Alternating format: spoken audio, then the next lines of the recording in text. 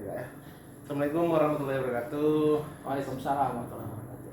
Saat ini Lahat Pos langsung menemui Pak Direktur Pak Anda Wijaya di ruang kerjanya. Ini kita akan membahas tentang kenaikan penyesuaian harga dari PDAM Tirta Lematang semenjak Juni 2022 ya Kak ya? Ya. Nah, kami dari tim Lahat Pos ingin menanyakan penyesuaian harga ini menurut Kakak gimana nih awal diterapkan langkah ini? Terima kasih kepada Bapak Saki dari Hatpos atas kunjungannya terkait dengan penyesuaian tarif yang berlaku pada PDAM Tirta Lematang Lahat. Pada awalnya sesuai dengan peraturan Kemendagri nomor 21 tahun 2020 bahwa PDAM itu pada dasarnya harus menggunakan tarif FCR, Full Cost Recovery, di mana PDAM seluruh Indonesia ini pada dasarnya tarifnya berbeda-beda, bermacam-macam, sehingga pemerintah dalam hal ini Mendagri memutuskan untuk membuat tarif batas atas dan tarif batas bawah. Dengan adanya surat Kemendagri nomor 21 tahun 2020, maka ditindaklanjutkan dengan keputusan Gubernur Sumatera Selatan pada tahun 2021 menetapkan tarif batas atas dan tarif batas bawah. Sedangkan untuk Kabupaten Lahat, tarif batas bawahnya adalah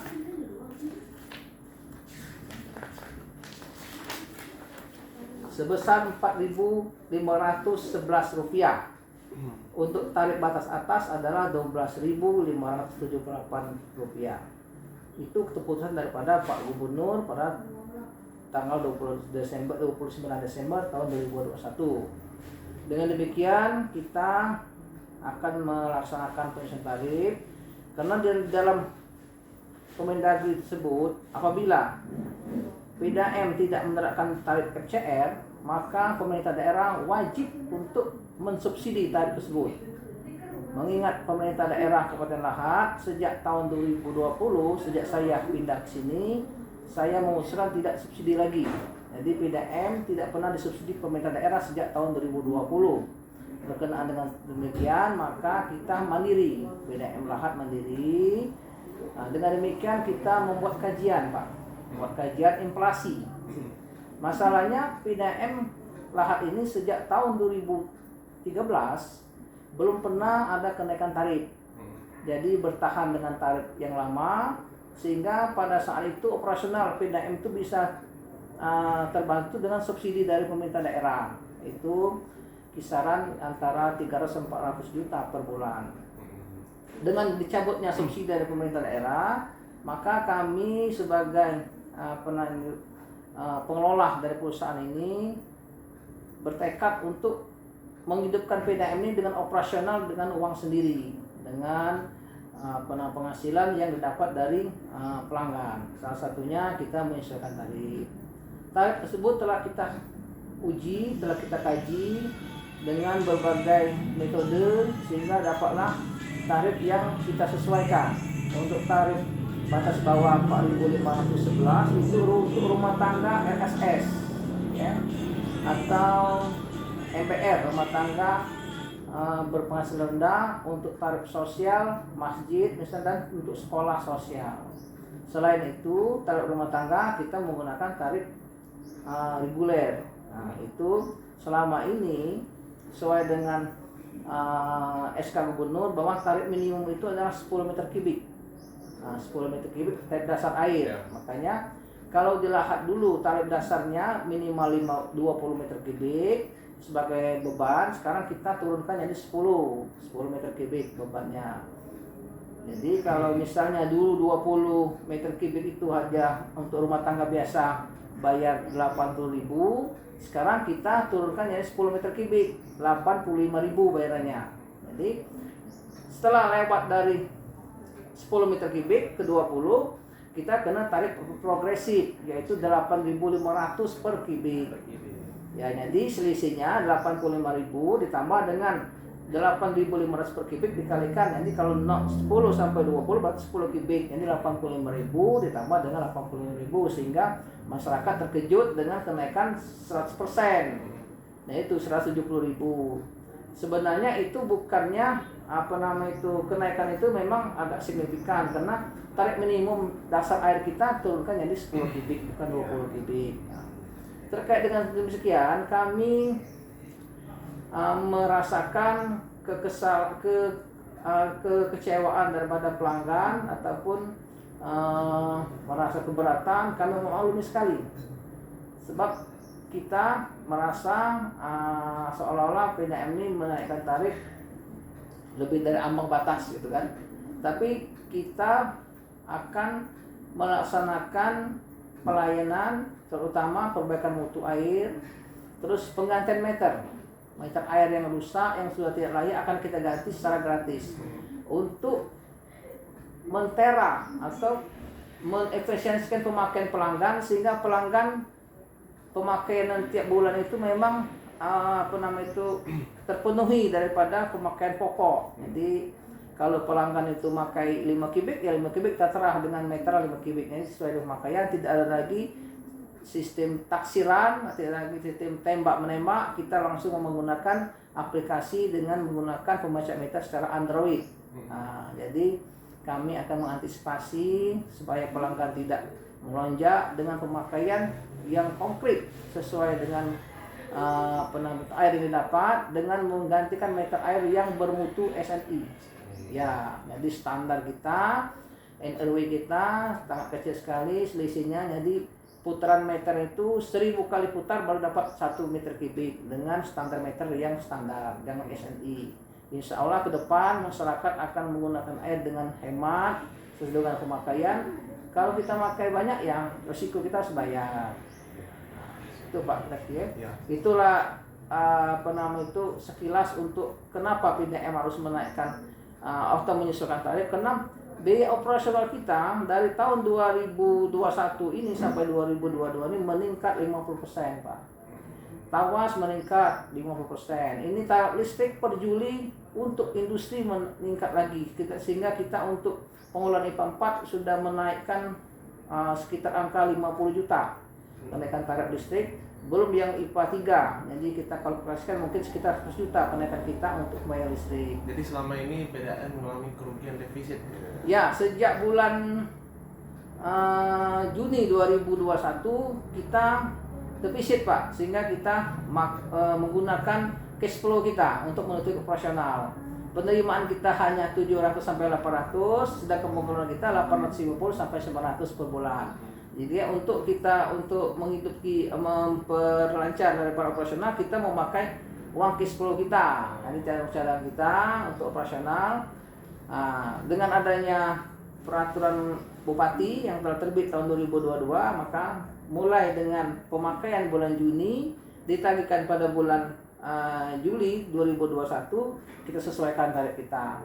Dan itu kami tetap mengevaluasi untuk ke depan. Kami evaluasi melihat dari perkembangan. Insya Allah kami akan menerapkan tarif yang seadil-adilnya. Insya Allah kalau untuk niaga sudah ada kelompoknya. Rumah tangga, karena di lahan ini banyak rumah tangga, nanti kita evaluasi lagi. Jadi untuk itu pada masyarakat kami himbau untuk menghemat air. Selama ini air kita tidak terbaca dengan konkret, dengan meteran yang meter lama, banyaklah putaran anginnya, nanti kita ganti dengan meter baru. Berarti untuk kenaikan harga, penyesuaian harga sendiri kan, berarti dengan diimbangi dengan pelayanan, gimana menurut Anda? Ya, kita harus mengimbang pelayanan, terutama pengaliran, Pak. Pengaliran harus merata. Kalau selama ini dia tidak dapat air, kita usahakan untuk dapat air supaya bisa mengimbangi daripada kenaikan tarif. Karena 1 meter kubik air itu sangat bermanfaat sekali bagi masyarakat dan perhitungan PDAM itu sangat meningkat sekali. Itu saja. Oh iya, selama ini Kak, PDAM untuk sosialisasinya gimana Kak? Karena mengingat jumlah pelanggan yang mencapai 6.000 lebih kayaknya. Ya, nah jadi untuk sosialisasi sudah kita sosialisasikan pada bulan Mei. Waktu yang pelanggan yang bayar pada bulan Mei, setelah kita sosialisasikan dan perhitungannya sudah ada di situ, sehingga masyarakat yang sudah baca itu mungkin sudah mengkalkulasikan berapa pemakaiannya. Mungkin yang belum baca surat surat himbauan tersebut atau sosialisasi mungkin sangat terkejut. Saya berharap masyarakat untuk ke depan untuk mengkontrol PDAM apabila pegawai atau karyawan kita membaca meter tidak sesuai dengan pemakaian, silakan komplain. Akan kita perbaiki, kita revisi karena per meter kubik itu nilainya sangat tinggi sehingga masyarakat mungkin merasa keberatan. Nah, mungkin caranya untuk komplain nih Kak, untuk keluhan dari pelanggan. Kalau sendiri. pelanggan merasa keluhan, mungkin awalnya ini mungkin dia pemakaian selama ini kan besar gitu kan. Nah, dia merasa begitu bayar mahal, mungkin untuk ke depan mungkin agak berhemat. Nanti kita akan melihat apakah pemakaiannya benar, kalau pemakaian salah atau ditaksir akan kita perbaiki. Iya, ya. Mungkin butuh mungkin kolom komentar atau kotak apa pesan misalnya, Kotak saran, ya. saran Ya. atau melalui medsos ya. Silakan mengikut membuatkan saran ke IG PDAM. Ada apa tuh ini? IG-nya di IG-nya PDAM setelah matang lahat. Siap. Mungkin untuk ini Kak, mengenai tarif ini ada penyesuaian harga.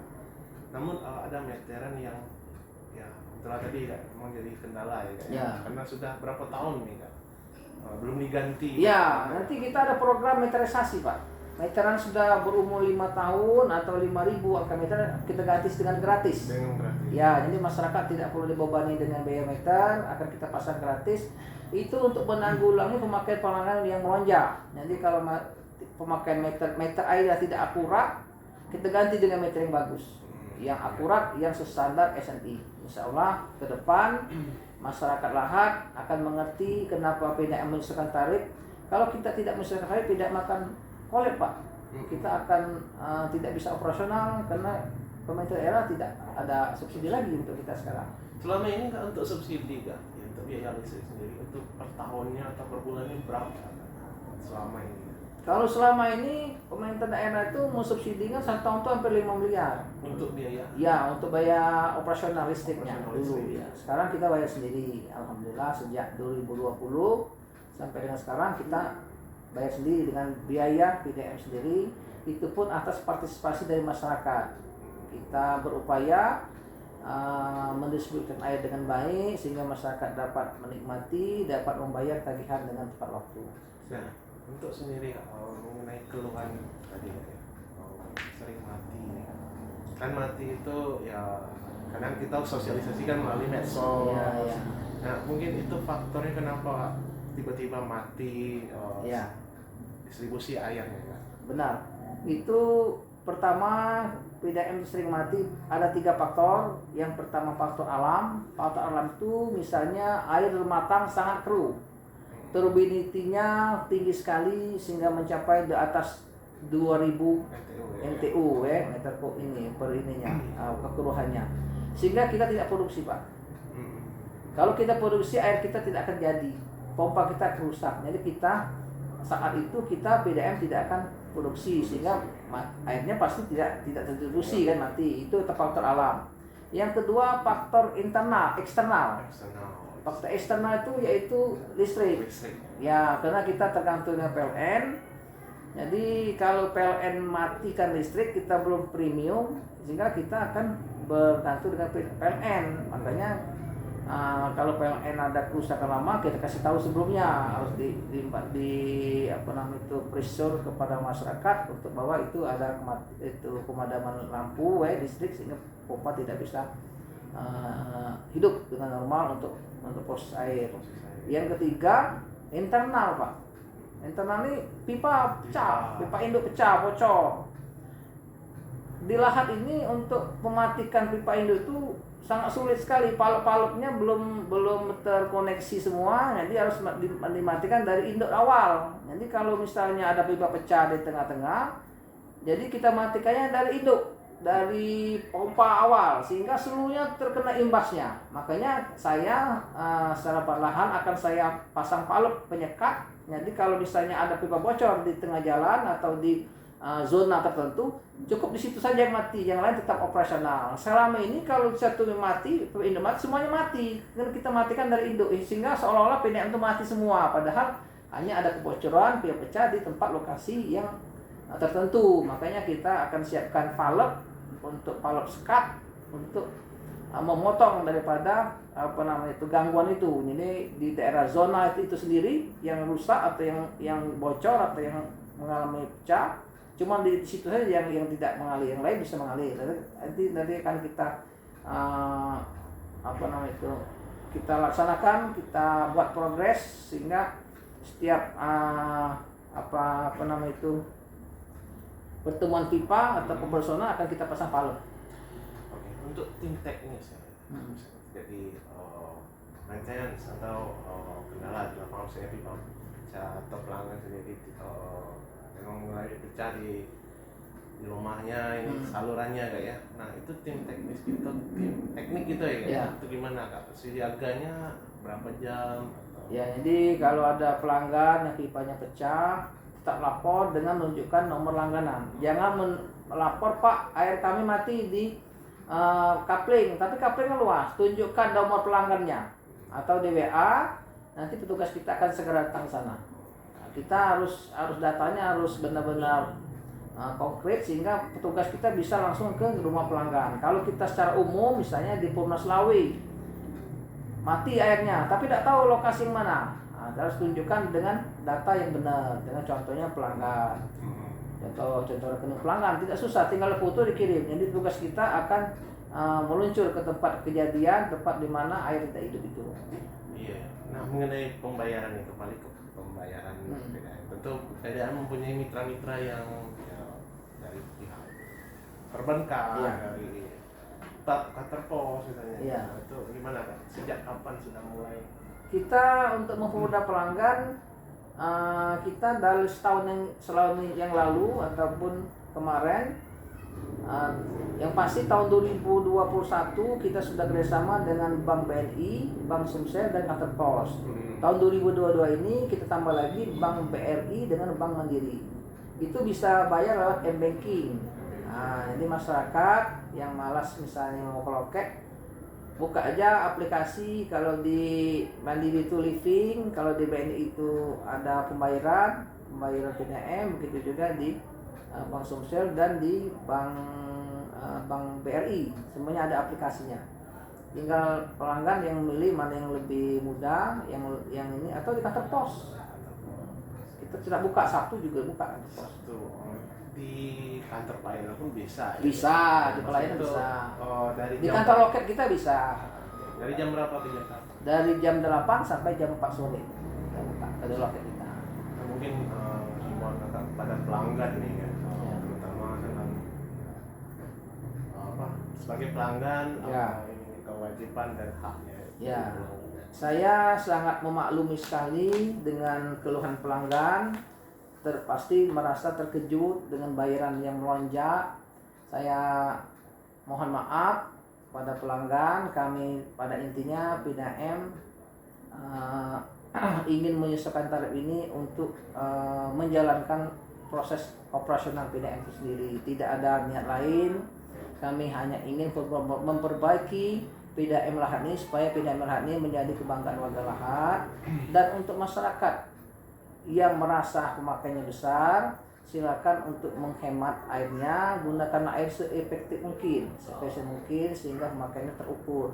Dan nanti kami akan menggantikan meter-meter yang tidak berfungsi dengan baik sehingga pemakaiannya benar-benar konkret, benar-benar terukur dengan pemakaian pelanggan. Jadi tidak ada sistemnya yang taksi-taksi menasir. Nanti itu saja harapan kami. Mohon untuk dimaklumi, kami ini menyesuaikan tarif ini dari sejak 2013 belum pernah, sedangkan badan negara yang lain, BUMN atau yang lain, PLN ataupun Pertamina gas beberapa kali naik, kami tidak pernah menaikkan karena kami mindset kami masih ada di sosialnya. Makanya kami kalau untuk tarif ini ya mau tak mau harus kami naikkan. Kalau sudah ada perintah daripada Pak Gubernur paling lambat bulan Juni, kalau tidak ada melaksanakan kenaikan FCN maka Pemda ada subsidi. 2 tahun Pemda tidak subsidi, belum masih rugi, PDAM akan ditutup. Tapi itu kan berlaku di seluruh Provinsi Sumatera Selatan ya. Berlakunya mulai bulan Juni. Mungkin lahat yang pertama kali. Ya lah itu saja Kak. Terima kasih Ya. Pak Ya. wawancaranya ke Anda Wijaya. Ya. Kom. Jadi terima kasih Pak dari Lahat Pos. Kami bersedia untuk menjelaskan kepada masyarakat, apa masyarakat atau pelanggan yang belum jelas dengan penyusunan tarif ini, kami akan menjelaskan secara komprehensif dengan regulasi, dengan dasar-dasar hukum dan kajian-kajian yang telah kami hitung dalam 4 tahun terakhir ini menghadapi inflasi. Nah, itu saja. Terima kasih banyak. Ya. Assalamualaikum warahmatullahi wabarakatuh. Waalaikumsalam.